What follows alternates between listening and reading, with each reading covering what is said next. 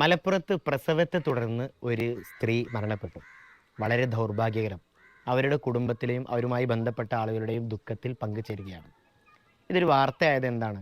നമ്മുടെ നാട്ടിൽ പ്രസവത്തെ തുടർന്ന് മരണപ്പെടാറുണ്ട്. അത് ചില സാഹചര്യങ്ങൾ രോഗങ്ങളോ മറ്റൊക്കെ ആയിട്ട് പലപ്പോഴും അങ്ങനെ നമ്മൾ കേൾക്കാറുണ്ട്. പക്ഷേ ഇത് ഒരു വാർത്തയായത് നമുക്ക് ഇങ്ങനെ വേണമെങ്കിൽ പറയാം, മനഃപൂർവ്വം വരുത്തി വെച്ചതാണ് എന്നുള്ളത്. എന്താ അങ്ങനെ പറയുന്നത്? മലപ്പുറത്തൊരു വ്യക്തി, അദ്ദേഹം ഫോട്ടോയൊക്കെ കാണുമ്പോൾ ഒരു ഉസ്താദാണ്. ഈ ഉസ്താദിൻ്റെ ജോലി എന്താന്ന് വെച്ചാൽ, എന്താ ഞാൻ അദ്ദേഹത്തെ ഒരു വ്യക്തിപരമായിട്ട് ഇങ്ങനെ പറയാനുണ്ടായ സാഹചര്യം, ഒരു രോഗി ഒരാൾ മരണപ്പെട്ടാൽ അവരുടെ ഭർത്താവിൻ്റെ ജോലിയും അവരെ വിമർശിക്കേണ്ടതുണ്ടോ? അല്ലെങ്കിൽ അത് വിമർശിക്കുന്നത് തെറ്റല്ലേ? ശരിയാണ്. പക്ഷേ ഇവിടെ സംഭവിച്ചത്, ഈ ഒരു മരണത്തോടു കൂടെ ഞാൻ ഒരിക്കൽ കൂടെ പറയുന്നു, ആ മരണവുമായി ബന്ധപ്പെട്ട വിഷയം ഇവിടെ ചർച്ച ചെയ്യേണ്ടി വന്നതിൽ വളരെ വിഷമമുണ്ട്, ദൗർഭാഗ്യകരമാണ് എന്ന് തന്നെ വിശ്വസിക്കുന്നു. പക്ഷേ ഇവിടെ ഇത്തരം ഒരു ചർച്ച അനിവാര്യമാണ് എന്നുള്ളതാണ്. ഈ മരണവുമായി ബന്ധപ്പെട്ട് അതിൻ്റെ ശേഷം സാമൂഹിക മാധ്യമങ്ങളിൽ പരിശുദ്ധ ഇസ്ലാമിനെ വളരെ മോശമാക്കി ചിത്രീകരിക്കുന്ന ഒരു കാഴ്ചയാണ് കണ്ടുകൊണ്ടിരിക്കുന്നത്.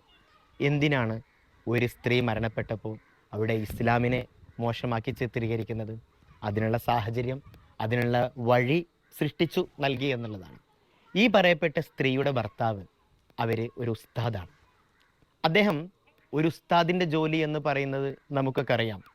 അതിലപ്പുറം ഇദ്ദേഹം ചെയ്ത് കൂട്ടുന്ന പല കാര്യങ്ങളുണ്ട്.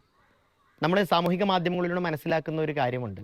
ചില ആളുകൾ, ബുദ്ധിശൂന്യർ എന്ന് നമുക്ക് വിശേഷിപ്പിക്കാവുന്ന ചിലർ, അവരുടെ ചില പ്രവർത്തനം കാരണം ഈ പരിശുദ്ധ ഇസ്ലാമും യഥാർത്ഥമായ വഴികളിലൂടെ സഞ്ചരിച്ചു കൊണ്ടിരിക്കുന്ന പണ്ഡിത ലോകവും നേതൃത്വമൊക്കെ പലപ്പോഴും മറുപടി പറയേണ്ടി വരും. ഇദ്ദേഹത്തിൻ്റെ പ്രശ്നം എന്തായിരുന്നു? ഇദ്ദേഹമാണ് CM വലിയുല്ലാഹിയുടെ കറാമത്തുകൾ പ്രചരിപ്പിക്കാൻ മൊത്തത്തിൽ കരാറെടുത്ത ഒരു സംഘത്തിൻ്റെ നേതാവ്. CM വലിയുല്ലാഹിയെ വളരെ ആത്മാർത്ഥമായിട്ട് ഒരു വലിയ പുണ്യാത്മാവായി കാണുന്ന വലിയ വിഭാഗം നമ്മുടെ നാട്ടിലുണ്ട്. അത് ഇസ്ലാമിൻ്റെ ഒരു രീതിയാണ്. ഇസ്ലാം എന്ന് പറയുമ്പോൾ തന്നെ അതിൽ ആദരവിന് വളരെ പ്രാധാന്യം നൽകുന്നുണ്ട്. അത് പരിശുദ്ധ ഇസ്ലാം എന്ന് പറയുമ്പോൾ അള്ളാഹു, പരിശുദ്ധ റസൂൽ, അമ്പിയാക്കൾ, ഔലിയാക്കൾ, ഇവർക്കൊക്കെ കൃത്യമായ സ്ഥാനങ്ങളുണ്ട്. ഈ ഔലിയാക്കളെല്ലാം ജീവിച്ചത് തന്നെ വിശുദ്ധ ഇസ്ലാമിൻ്റെ പ്രചരണത്തിന് വേണ്ടിയിട്ട്, അവരുടെ ഒരു പ്രത്യേക ജീവിത രീതി ഇവിടെ പ്രചരിപ്പിക്കാൻ വേണ്ടിയിട്ടാണ്. അതിലവർ വിജയിച്ചത് കൊണ്ടാണ് അവരെല്ലാം ബഹുമാനിക്കുന്നത്. ചുരുക്കി പറഞ്ഞാൽ അങ്ങനെ ഒരുപാട് ഔലിയാക്കളുണ്ട്. കേരളത്തിൽ വളരെ പ്രസിദ്ധമായ ഒരു സ്ഥലമാണ് മടവൂർ. ഈ മടവൂരിലുള്ള CM വലിയുല്ലാഹിയെ ഞാൻ നേരത്തെ പറഞ്ഞതുപോലെ തന്നെ സന്ദർശിക്കുന്ന ആയിരക്കണക്കിന് ആളുകളുണ്ട്. നൂറുകണക്കിന് ആളുകളാണ് അവിടെ സിയാറത്ത് ചെയ്യാൻ വേണ്ടിയിട്ട്, അവിടുത്തെ ആ പുണ്യം കരസ്ഥമാക്കാൻ വേണ്ടിയിട്ട് ഓരോ ദിവസം വരുന്നത്. ഇത് CM വലിയുല്ലാഹിയുടെ ജന്മകാലം മുതൽ തന്നെ, ജീവിതകാലം മുതൽ തന്നെ ഉള്ളതാണ്.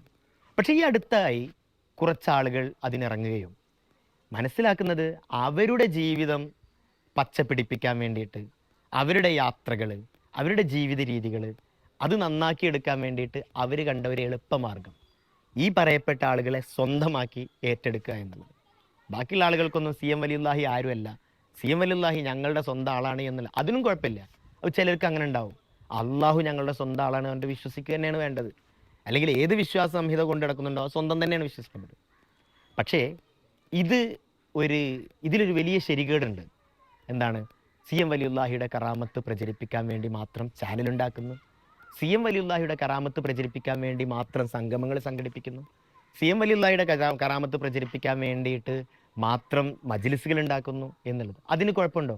അതിനും കുഴപ്പമില്ല. പക്ഷേ അവിടെ ഉള്ളതും ഇല്ലാത്തതും, തെളിവുള്ളതും ഇല്ലാത്തതുമായ പല സംഭവങ്ങൾ, അത് ചില കഥകൾ സൃഷ്ടിക്കുന്നു. ചെറുതായിട്ട് എവിടെന്നെങ്കിലും എന്തെങ്കിലും കേട്ടാൽ അത് മോടി പിടിപ്പിച്ച് വലിയ സംഭവമാക്കിയിട്ട് പുറത്തു വെക്കുന്നു.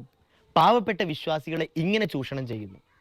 ഇത്തരം കാര്യങ്ങൾ ആര് ചെയ്താലും അവർ എതിർക്കപ്പെടണം. അത് പണ്ഡിതനാവട്ടെ, സമൂഹത്തിൽ സ്ഥാനമുള്ളവരാവട്ടെ, ആര് ചെയ്താലും എതിർക്കപ്പെടേണ്ടത് തന്നെയാണ്. അതിന് സംശയമൊന്നുമില്ല. ഒരുപക്ഷെ ഞാനും ഇപ്പോൾ ഈ പറയുമ്പോൾ ഇതിൻ്റെ അടിയിൽ വരാം, അല്ലെങ്കിൽ എനിക്കും വ്യക്തിപരമായിട്ട് ഇതുപോലെ പ്രശ്നങ്ങൾ നേരിടാൻ സാധ്യതയുണ്ട്. എന്ത് പ്രശ്നം? എന്നെ സംബന്ധിച്ചിടത്തോളം അതൊരു തെറ്റായിട്ട് തോന്നുന്നില്ല. മാത്രമല്ല, എനിക്ക് ഇങ്ങനെ ഒരു അവസരം കിട്ടിയിട്ട് ഒരു വീഡിയോ ചെയ്യാനും ഒരു ചാനൽ ഉണ്ടായിട്ട് ഇത്തരം ഒരു അനീതിക്കെതിരെ സംസാരിച്ചില്ലെങ്കിൽ അള്ളാഹുവിൻ്റെ മുമ്പിൽ ചോദ്യം ചെയ്യപ്പെടുമെന്ന് വിശ്വസിക്കുന്ന ആളാണ് ഞാൻ. അതുകൊണ്ട് തന്നെ പറയട്ടെ, വളരെ മോശമായ പ്രവൃത്തികൾക്ക് നേതൃത്വം നൽകിയ ഒരു വ്യക്തിയാണ് ഈ പറയപ്പെട്ടത്. അദ്ദേഹമാണ് ഇപ്പോൾ ചെയ്തത്. ഇത് മുന്നിൽ കണ്ടുകൊണ്ട് തന്നെ കേരളത്തിലെ ദീർഘദൃഷ്ടിയുള്ള പണ്ഡിതന്മാർ അദ്ദേഹത്തെ വിലക്കിയിട്ടുണ്ട്. സമസ്ത വിലക്കിയിട്ടുണ്ട്, പണ്ഡിതന്മാർ വിലക്കിയിട്ടുണ്ട്. ഇവർ സംഘടനയുമായി ബന്ധപ്പെട്ട ആളുകളല്ല എന്നും അല്ലെങ്കിൽ ഇവർ ചെയ്യുന്നത് തെറ്റാണെന്നും പച്ചക്ക് പറഞ്ഞിട്ടുണ്ട്, മാധ്യമങ്ങളിലൂടെ അറിയിച്ചിട്ടുണ്ട്. എന്നിട്ടും അവരുടെ പ്രവർത്തനം തുടർന്നു പോവുകയാണ്. പാവപ്പെട്ട വിശ്വാസികൾ മുന്നോട്ട് വരുമ്പോൾ അവർക്ക് ചികിത്സിക്കേണ്ട എന്നും അത് വേണ്ട എന്നും പകരം ഞങ്ങൾ ഈ പറയുന്നത് ചെയ്താൽ മതി എന്നൊക്കെ. അങ്ങനെയുണ്ട്, ഇസ്ലാമിൽ അങ്ങനെയുണ്ട്. ഒരു ചികിത്സ തേടുകയാണെങ്കിൽ ആ ചികിത്സ ഫലിക്കാൻ വേണ്ടി അള്ളാഹുവിനോട് പ്രാർത്ഥിക്കാറുണ്ട്. തീർച്ചയാണ്, ഡോക്ടേഴ്സ് പറയാറുണ്ടല്ലോ, നിങ്ങൾ ദൈവത്തെ വിളിച്ചോളൂ. ഓപ്പറേഷൻ നടത്തുന്നതിന് മുമ്പ് പല ഡോക്ടേഴ്സും പറയും, നിങ്ങൾ ദൈവത്തെ വിളിച്ചോളൂ. കാരണം അതങ്ങനെയാണ്. ആ ദൈവത്തിൻ്റെ ഒരു ഹിതമുണ്ടെങ്കിൽ അല്ലെങ്കിൽ ദൈവം സഹായിക്കുമെങ്കിലാണ് ഇതിലൊക്കെ പൂർത്തിയാകുന്നത്. അല്ലെങ്കിൽ ഇവിടുത്തെ ഹോസ്പിറ്റലുകളൊക്കെ കൃത്യമായൊരു ചികിത്സ പറയും, അതിനുശേഷം അവർ പറയും ഇത്ര സമയം ആ ചികിത്സ കഴിഞ്ഞാൽ അത് മാറും. ഒരു ഡോക്ടർക്കും അത് പറയാൻ കഴിയുന്നില്ലല്ലോ. കാരണം എന്താണ്? അതിൻ്റെയൊക്കെ പിന്നിൽ ഒരു ശക്തിയുണ്ട്, ആ ദൈവത്തിൻ്റെ ശക്തിയുണ്ട്, അള്ളാഹുവിൻ്റെ ശക്തിയുണ്ട് എന്നുള്ളതാണ്. പക്ഷേ പരിശുദ്ധ ഇസ്ലാമും പഠിപ്പിക്കുന്നത് എന്താണ്? ഒരു രോഗം വന്നാൽ അത് ചികിത്സിക്കൽ നിർബന്ധമാണ്. ഒരു രോഗം വന്നാൽ അതിന് വേണ്ട കാര്യങ്ങൾ ചെയ്യൽ നിർബന്ധമാണ്. ഒരു രോഗം വന്നാൽ, ഒരു വിശ്വാസിയെ സംബന്ധിച്ചിടത്തോളം രോഗം വന്നാൽ അതിന് ചികിത്സിക്കാതെ അവിടെ നമ്മൾ ഔലിയാക്കളുടെ പേര് പറഞ്ഞിരിക്കുന്നത് വിഡ്ഢിത്തമാണ് എന്ന് പറയുന്നതിൽ യാതൊരുവിധ മടിയുമില്ല. അതിന് കാണപ്പെട്ട ചികിത്സകളുണ്ടെങ്കിൽ അത് ചികിത്സിക്കണം. പ്രത്യേകിച്ച് ഈ കാലഘട്ടത്തിൽ മറ്റു പല സംസ്ഥാനങ്ങളിലും രോഗത്തിലെ തുടർന്ന് മരണപ്പെടാറുണ്ട്.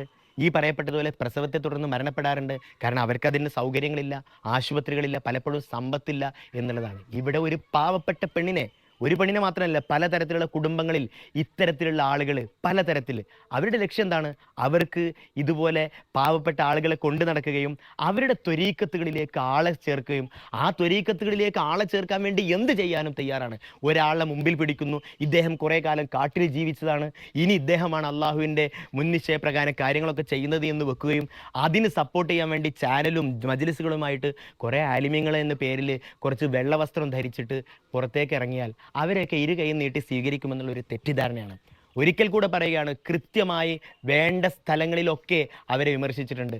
ഇത്തരത്തിലുള്ള പ്രവർത്തനങ്ങൾ ആര് ചെയ്യുകയാണെങ്കിലും അത് തുറന്നു കാണിക്കാൻ ഞങ്ങളെപ്പോലുള്ളവർ തയ്യാറായിരിക്കുകയാണ്.